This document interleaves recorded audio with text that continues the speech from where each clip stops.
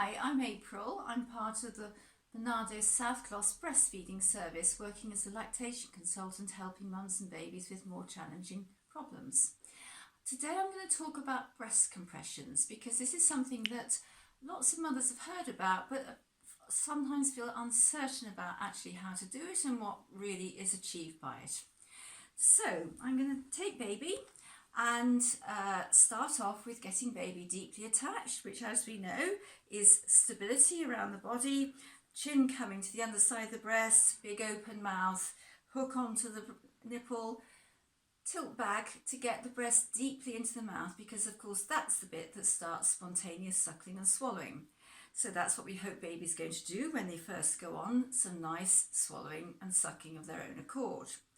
As the feed goes on though, and baby starts getting sleepy and stopping any action at the breast, but it's still looking like they want some more milk to flow and not releasing, that's when we can step in and help them to get more flow. So the first thing to think about, and I'm just going to put baby down here so I can show you a bit more clearly, is to get your hand in a suitable position. You may already have been gently supporting your breast during the first part of the feed. So now you might just want to form a C shape and close your hand around your breast here. As you can see, I'm probably about halfway up the breast, or an inch and a half behind the nipple. That's where there's a lot of dense milk making tissue, although it is all over the breast as well. So I put my hand in roughly that position and squeeze. And of course what we have to do then is observe baby. Does baby start swallowing in response to your squeeze? It may not happen immediately, but keep your hand firmly closed. As baby, we hope, starts swallowing in response to your compression, you keep your hand closed, you don't change it at all. It can be very tempting to open at that point because you think, oh great, it's going. But actually we need to keep the same pressure on the breast because that keeps up the same sort of milk flow rate, and that's helpful for baby who doesn't have to adapt their suck, swallow, breathe to any changing flow of the milk into their mouths. So we carry on holding and compressing the breast while baby continues to do swallowing. There may be the occasional very short pause. Don't open your hand immediately at that point because you're likely to get another milk flow very soon after that.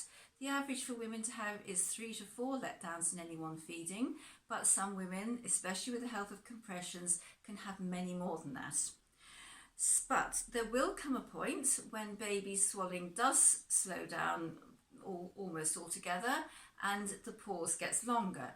That's the time when you do release your hands. So again, I'm going to put baby down just to show here. So you release your hand and observe your baby again. Does that allow more milk to be pulled into baby's mouth as you open up the pressure from the breast? If it does, keep your hand open. Don't be dismayed if no flow does happen then. It doesn't always happen when you first release your hand. If no flow does occur and baby still doesn't start swallowing, what you want to do at that point is then move your hand to a fresh part of your breast and squeeze again. So here you can see I'm putting my hand in a bit of an upside C shape here. I'm squeezing underneath. And we keep on doing that all around the breast. Go to the cleavage area as well. As you can see, I've got an upside down C here, and really try and find all those parts of your breast where you can release some more milk. You may have noticed that I've got the flat of my hand. It helps to spread the pressure a little bit, maybe the heel of the hand as well. It's slightly preferable to using your fingers, which could pinch and not really quite compress the breast as well as you really would like it to. So work around all the margins and keep your baby swallowing, but there will of course come a point when baby swallows really do slow down altogether despite working all around the sections of your breast. That's the point at which you can be confident to take baby off, knowing that you've helped her to milk the breast as well as she can at that point, rouse her a little bit and switch her to the other side and repeat all the steps. So breast compressions are a great way of getting that later, slower part of the feed into your baby. So it's wonderful for a sleepy baby who can't quite keep going long enough to always access the later part of the feed. is great for a baby whose weight is a little bit compromised and needs to get more high calorie milk into them. And it's also great for a baby whose attachment isn't as robust as another's and can't trigger the milk flow quite as well as another baby. For a mother whose breast milk production has slowed a little bit, it's a very good way of helping her to boost her milk production, because as we know, more milk out means that her body gets the message to make even more.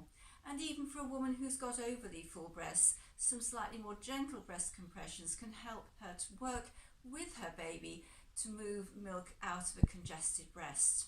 So it's a win-win situation.